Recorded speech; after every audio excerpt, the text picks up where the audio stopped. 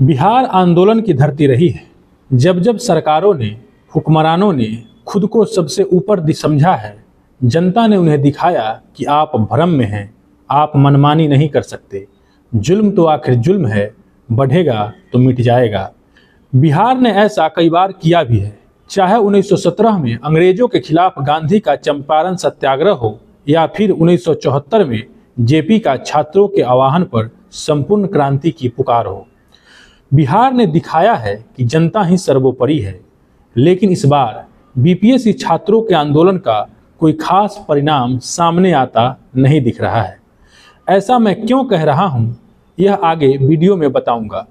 नमस्कार, हमारा नाम निखिल है और आप जनता बोध देख रहे हैं। हमारा आपसे विनम्र निवेदन है कि आप हमारे चैनल जनता बोध को सब्सक्राइब करें। आपके समर्थन की हमें बेहद ज़रूरत है।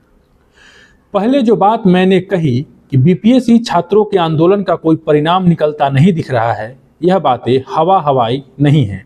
उसके कुछ तथ्यात्मक कारण है और बीपीएससी के रुख और सरकार के रवैये से भी ऐसा ही दिख रहा है कि बीपीएससी और सरकार किसी भी कीमत पर झुकने के मूड में नहीं है।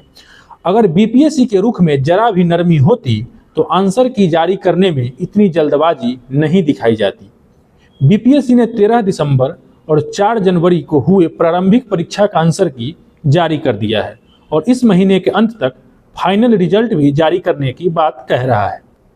इसका सीधा मतलब है कि सरकार छात्रों के मांग यानी 70वीं बीपीएससी का प्रारंभिक परीक्षा दोबारा कराने के मूड में नहीं है और सरकार भी समझ गई है कि आंदोलन की धार कुंद हो चुकी है। यह हुई एक बात। अब बात आंदोलन के परिणाम पर कि आखिर इतना बड़ा आंदोलन जो 2025 का पहला नेशनल न्यूज बन गया, इतना हाय तौबा मचाया गया, नेशनल मीडिया पर डिबेट हुआ, लाठियां चली, करकराती सर्दी में छात्रों पर पानी का बौछार हुई, लेकिन फिर भी परिणाम शून्य ही रहा, सिफर ही रहा। आखिर ऐसा क्यों हुआ? मैं आपको उन बातों में नहीं ले जाऊंगा कि यह सब कहां से शुरू हुआ, क्या हुआ, यह सारी बातें आप जानते हैं। मेरा मसला आपको यह समझाना है कि जो परिणाम आंदोलन से छात्रों को मिलना चाहिए वह क्यों नहीं मिला। अगर आप आंदोलन को शुरू से फॉलो कर रहे हैं तो आप भी कुछ हद तक समझते होंगे। आंदोलन के असफलता के पीछे कुछ कारण हैं। उन्हीं कारणों को हम एक एक करके आपके सामने रखेंगे। सहमत और असहमत होने का द्वार खुला हुआ है, आप हमारे कमेंट बॉक्स में उसे दर्ज कर सकते हैं, लेकिन इसके लिए जरूरी शर्त है कि वीडियो को अंत तक देखें। पहला कारण तो यह है कि इस आंदोलन से पूरा बिहार प्रभावित नहीं था। यह महज पटना का आंदोलन बनकर रह गया, महज बापू परीक्षा गृह के अभ्यर्थियों का आंदोलन बन गया। दूसरा कारण, 70वीं प्रारंभिक परीक्षा देने वाले लगभग 4.5 लाख विद्यार्थियों में ज़्यादातर दोबारा एग्जाम के पक्ष में नहीं थे। महज मुट्ठी भर छात्र ही री एग्जाम की मांग कर रहे थे। तीसरा कारण, अगर यह मान भी ले कि आंदोलन का असर पूरे बिहार पर था भी, तो वह सिर्फ सोशल मीडिया पर दिखा। जमीन पर संघर्ष करने वाले लोगों की संख्या कम रही। चौथा कारण यह है कि सरकार शुरू से जानती थी कि उसका कानूनी पक्ष मजबूत है और छात्रों का दावा अदालत में धराशायी हो जाएगा, क्योंकि छात्रों का आरोप था कि पेपर लीक हुआ। लेकिन पेपर लीक की पुष्टि सरकार तब करती है जब उसे स्थानीय प्रशासन यानी जिला प्रशासन से कोई रिपोर्ट मिलता है। लेकिन बापू परीक्षा गृह छोड़कर कहीं से इस प्रकार की अव्यवस्था की जानकारी नहीं मिली। बापू परीक्षा गृह में भी छात्रों को प्रश्न पत्र मिलने में हुई देरी को विभाग और सरकार लीक नहीं बल्कि अव्यवस्था मान रहे थे। पांचवा कारण यह कि आंदोलन को कुछ लोगों ने निजी राजनीति का जरिया बनाने का प्रयास किया। हालांकि छात्र शुरू से इस बात को लेकर सतर्क थे, लेकिन समय के साथ आंदोलन का कोई सशक्त नेतृत्व उभर नहीं सका। किसी भी आंदोलन के सफलता में उसके नेतृत्व का अहम योगदान होता है। छठा कारण, बाद में आंदोलन खुले तौर पर राजनीतिक हो गया। सरकार समझ गई कि छात्रों का उपयोग किया जा रहा है। एग्जाम कैंसिल करना तो दूर, सरकार 4 तारीख वाले एग्जाम पर फोकस करने लगी। सातवां कारण, आंदोलन 3 धड़ों में राजनीतिक रूप से बट गई। एक धारा छात्रों का था जो एनएसयूआई, एआईएसएफ, एआईएसए के नेतृत्व में गर्दनीबाग में जमा हुआ था।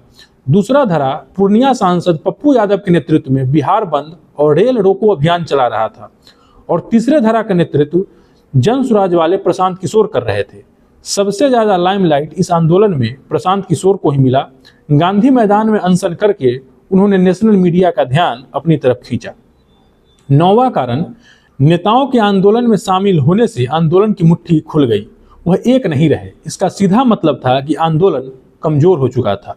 आंदोलन का परिणाम क्या निकलता यह किसी को नहीं पता था, लेकिन नेताओं ने आंदोलन का सबसे ज्यादा नुकसान किया। समय रहते छात्र यह बात समझ नहीं पाए। 10वां और अंतिम कारण, जिस दिन प्रशांत किशोर ने आंदोलन में भाग लिया, छात्रों से बातचीत शुरू की, उसी दिन समझ में आ गया कि अब इस आंदोलन का कुछ नहीं होने वाला। बस प्रशांत अपनी राजनीति को नई धार देने की कोशिश कर रहे हैं। नीतीश सरकार यह समझ गई कि साल के अंत में विधानसभा का चुनाव होना है और प्रशांत किसी न किसी तरह नीतीश कुमार और उनकी सरकार पर शिक्षा व्यवस्था को लेकर लगातार हमलावर रहते हैं। ऐसी स्थिति में अगर एग्जाम कैंसिल किया और दोबारा एग्जाम कराया गया तो प्रशांत इसे अपनी जीत की तरह प्रचारित करेंगे और इससे उनकी राजनीति को एक नई धार मिलेगी और नीतीश सरकार किसी भी कीमत पर प्रशांत किशोर को राजनीतिक बढ़त नहीं देना चाहती थी। अंततः सरकार नहीं झुकी और अभी तक आंदोलन का परिणाम शून्य रहा है और आगे भी कुछ खास उम्मीद नहीं दिख रही है। पप्पू यादव बिहार बंद करके रेल रोककर शांत हो चुके हैं। प्रशांत किशोर मेदांता में एडमिट हैं और कुछ छात्र गर्दनीबाग में आग जलाकर बैठे हैं।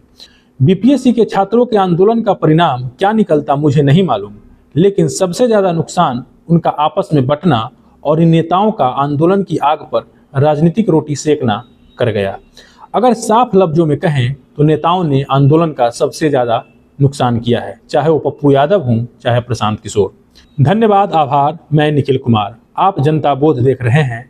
आंदोलन की असफलता और इन नेताओं के नेतृत्व पर आप क्या सोचते हैं? अपनी राय कमेंट में हमें जरूर बताएं। फिर अंत में वही गुजारिश कि हमारे चैनल जनता बोध को सब्सक्राइब करें और वीडियो ठीक लगे तो लाइक भी जरूर करें। नमस्कार।